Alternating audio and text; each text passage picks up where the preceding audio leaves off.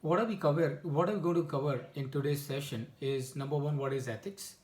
And friends, the best definition that I can think of ethics is anything that you and I can do, or anything that you and I do and we can, without any hesitation, share that with our children and with our parents, and that is something which is ethical. So, what is ethics? Ethics is, as human beings, we have a responsibility. And what is a responsibility? Responsibility is we should not do anything that will give us an unfair advantage, or we should not do anything which is going to give unfair disadvantage to someone. And that, I think, is the simplest definition of ethics. In other words, what is ethic is to do what you are supposed to be doing is ethics. तो जो हमें करना चाहिए और वो अगर हम करते हैं, and that is being ethical. So as a professional, we have the responsibility. And what is the responsibility? Responsibility that we have as a professional to ensure that we take care of our clients absolutely well, and we be fair to our clients. Not only we be fair to our clients, but we also be fair to all our professional colleagues, to the organization that we belong to, and in general to all these stakeholders, and that is what is ethics. Now, what is business ethics or professional ethics? I think is very simple. Ethics which are to be pursued in business are business ethics, and the ethics which are to be pursued as a professional are the professional ethics. That is the only difference between the professional ethics and the business ethics. Now, in this context, friends, we need to understand what is professional ethics. So, ethics which are to be pursued by professionals are professional ethics. And for that, we need to understand what is the definition of professional. And friends, that's where we really need to think about. So, the professional does not mean कि I have become a chartered accountant, I have become a cost accountant, I have become a company secretary, I have become a lawyer, I have become an MBA, I have become an architect or engineer. It doesn't mean that merely by acquiring any of these professional qualifications, I become professional. No. The definition of professional is much beyond this simple acquisition of a degree or of a qualification. So, who is a professional? Professional is one who professes ethics. Professional is a person whose behavior, whose conduct is above the board, who lives for the principles, who lives for the values, who lives for making this world a better place to live, and that is a professional. And that is why, friends, I am sure many times you would come across people who are not qualified, they have no education whatsoever, but by looking at their conduct, you tend to say, this guy is so professional, this guy is so professional. And that is the definition of professional, friends, that I would share with you. So, as chartered accountant, as civil engineers, as architect, or as any other professional degree that we may have, this is what we need to remember, that we do not become professional only by virtue of getting a qualification. We become professional only when our conduct and our behavior is above the board. We do the things that become an example for others to follow, and that is what is a professional. Now, what is the relationship between the purpose of a business and ethics and corporate governance? And for this, friends, we will need to understand as to what is purpose of a business. We will need to understand what is ethics. Now, this is what we are going to cover in this session today. So, we will also cover why it is necessary to follow ethics in life. क्यों जरूरी है हम सबके लिए to follow ethics in life. Then we would talk about what are the roles and responsibilities of the evaluation professional. So all of us being the evaluation professionals or going to be the evaluation professionals, what are our responsibilities that we have? Then we talk, friends, about the provisions of model code of conduct for registered valuers, which is there as part of the valuation rules that we have. And finally, friends, I would like to touch upon with you as to what are the principles of karma and need to follow ethics. So, what is the relationship between the principles of karma and the need to follow ethics? Now, how to understand ethics? How to understand ethics? And I can tell you, friends, the best way to understand what is ethic is to look at the mythology or look at the history of this country, and from the history we can understand as to what is ethics, or what is the professional standards, or what are the professional ethics. And that's where I thought I would share with you two stories. They're not stories, they're live things that have happened in the past in this country. So we can learn what is ethics, or what are professional ethics or standards or good corporate governance. Who can we understand it from? We can understand it from Swami Samarth, who was the guru of Chhatrapati Shivaji, or we can understand it from Chanakya, whom we all know as to who Chanakya was. Let me tell you, friends, this story. Once Swami Samarth, who was guru of Chhatrapati Shivaji, वो एक दिन he was going from one place to another place, and while traveling from one place to another place, he was passing through sugarcane fields of a village. So he was going, and incidentally he thought to take some rest for a while, and that is why he stopped close to that sugarcane field. And when he was just relaxing for a while, he saw a man rushing towards him. And this man was rushing towards him. He came close to him. He looked at Swami Samarth, and he dug up one sugarcane from the field that was there. And then he started hitting Swami Samarth with that sugarcane. Swami Samarth could not understand as to what was happening. And but Samarth was very strong. So what he did, he immediately got up and caught hold of that person and snatched that sugarcane from him and asked him, "Man, what are you doing? What's wrong with you? Why are you hitting me with this sugarcane?" Then the person realized that he was making a mistake. Actually, that person was a farmer, and what he thought that this person is the same person. Samarth was the same person who was coming every day to his sugarcane field, digging the sugarcanes and eating them and going away. And that is why he started hitting Samarth with sugarcane. So he told the whole story. "Swamiji, please pardon me. I have made a mistake. I have made a mistake. Actually, I thought that you are the person who is coming every day to my sugarcane field, eating my sugarcane and going away. I have a very small piece of land, and my sugarcane crop is also very small.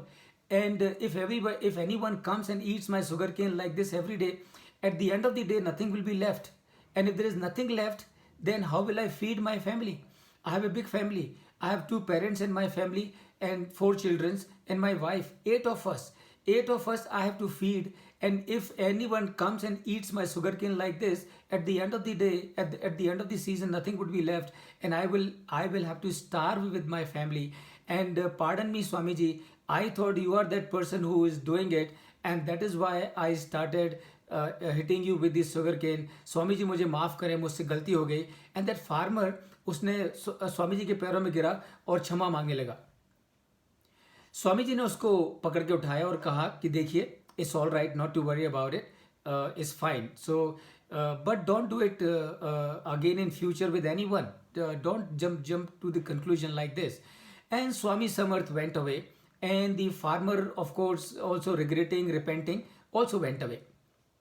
Now this news that a farmer hit Samarth, the guru of Chhatrapati Shivaji, reached to Chhatrapati Shivaji like a wildfire in jungle.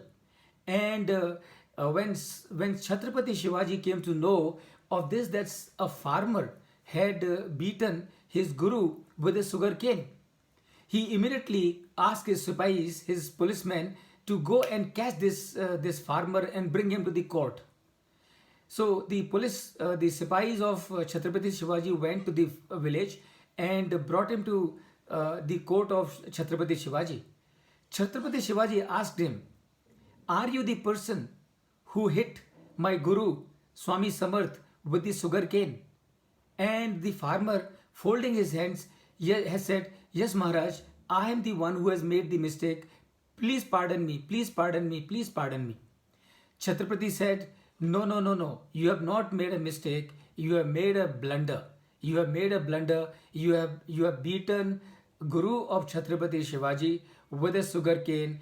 You need to be punished." And he asked his police people, he said, "This man is given life sentence. Put him into the jail."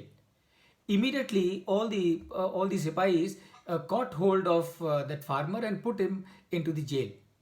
Now, this news also, friends, like a wildfire, reached to the ears of Swami Samarth. Samarth was that time having his meal. And when somebody came and told him that this is what has happened, he was just lifting the square of meal and taking it to his mouth. Samarth dropped that square of meal then and there. And he got up. He said, "No, no, this cannot happen. This should not happen." And he went to the darbar of Chhatrapati Shivaji. And when Chhatrapati Shivaji saw Swami Samarth entering his darbar, he got up from his throne and came to Swami Samarth. उनके पैर छुए और उनसे कहा, "स्वामी जी, आपने क्यों तकलीफ की? आपने मुझे आदेश किया होता, मैं आ जाता था आपके पास में आपसे मिलने के लिए." तो समर्थ ने कहा, "no Chhatrapati, no Shiva, I did not have so much of time. I understand that you have punished a farmer for life imprisonment. Is it true?" And Chhatrapati said, "Yes, Gurudev, this is absolutely true, because I understood that this farmer had beaten you with a sugar cane, and how can I tolerate anyone who is beating my guru with sugar cane? And that is the reason why I have punished him and given him a life imprisonment." Samarth said, "Shiva, you have not done a right thing. ये आपने अच्छा नहीं किया." Shivaji said, "Gurudev, what are you saying?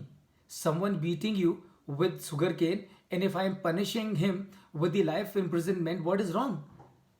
Samarth said, "No, Shiva, you do not know as to why this man did whatever he did. This man is a poor farmer. He has got only a small piece of land, and he has got a family of 8 people to feed. When I was going on that day, he thought I was the one who was picking up the sugar cane from his field and eating them. And that is why he got worried. He got worried because if anyone comes and takes all the sugar cane from his sugarcane field, how was he going to feed his family? And that is the reason, out of anger, frustration, he did whatever he did. Shiva, don't give him the punishment of imprisonment. If at all you want to do, and if at all you want to give him something, give him 20-30 biga of land, so that he has bigger piece of land, he is able to cultivate more crop, and he is able to feed his family." Shiva bowed down to his guru and he said, "Gurudev, मुझे क्षमा करें, बाकी मुझसे गलती हुई, मैं क्षमा चाहता हूँ." तुरंत, immediately, Shiva ordered the police people to free the farmer, bring him to the court, and awarded him 30-40 bigas of land. The farmer went away, and Shiva was also very happy, and Samarth also went away. Friend, this is called ethics. This is called ethics. When a master, when a leader, when a guru is being beaten by a person with sugarcane, instead of getting annoyed, instead of getting irritated, what is he thinking? He is thinking well-being of his person, his farmer, because it was his person. And that is what is ethics, friends, that we have pursued and followed in this country since time immemorial. And it does not stop here. You have another example. You have an example of Chanakya as to what is ethics. what is good corporate governance, what are the professional standards. And friends, if we remember these stories, I'm sure we can never ever make a mistake in not pursuing what a proper ethics is, what a professional ethics is, what good corporate governance is, and what good professional standards are. So one day, few people came to meet Chanakya, who was doing his work in his place. And it was in the evening around 7 o'clock. It was late, it was around 7 o'clock in the evening. It was quite dark. And these people came to meet Chanakya, and Chanakya asked them to wait for a while.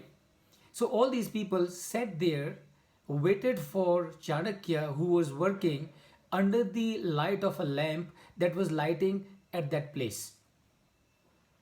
After a while, Chanakya finished his work, called these people, and these people came and sat in front of Chanakya. And now what Chanakya did? Chanakya, Chanakya lighted another lamp that was kept close to the same place.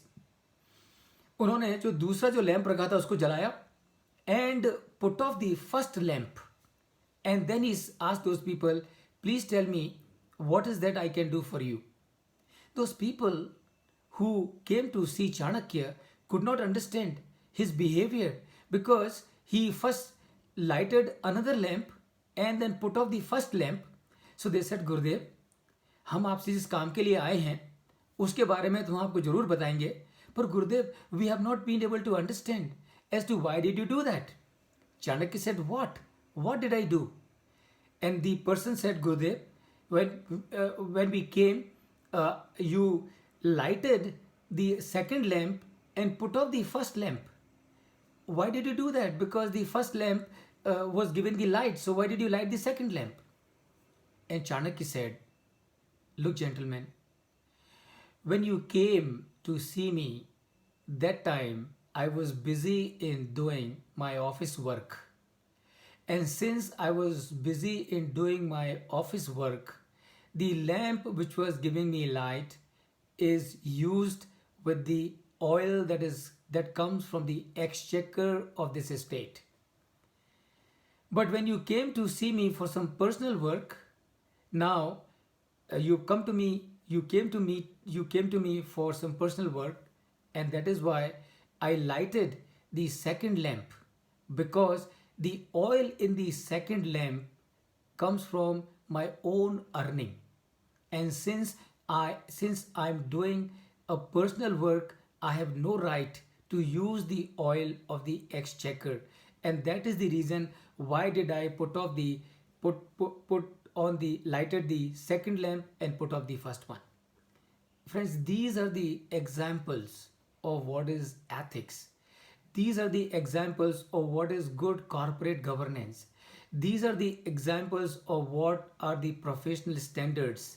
And these are the reasons that the world still remembers who Chhatrapati Shivaji was, who Swami Samarth was, and who Chanakya was, because this is what are the examples of ethics and good professional standards and good corporate governance. But let me tell you, friends, it's not that we have to only look at the history for understanding as to what is ethics or what is good corporate governance or what are the good professional standards. We have the example right in our own times, and those examples come from people like Jamshedji Tata or people like Ghanshyam Das Birla.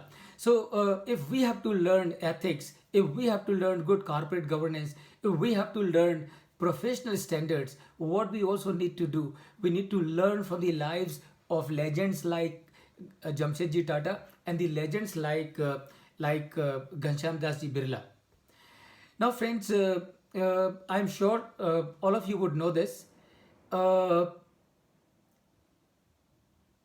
Jamshedji Tata laid the foundation for the steel plant in Jamshedpur.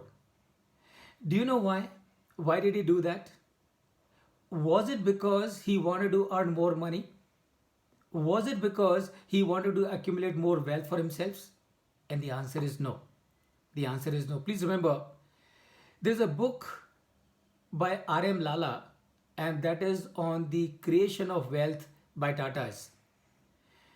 And in this book, it is said that before thinking of laying the foundation for the steel plant, Jamshedji Tata had earned enough wealth for himself from his textile business and from his trading business.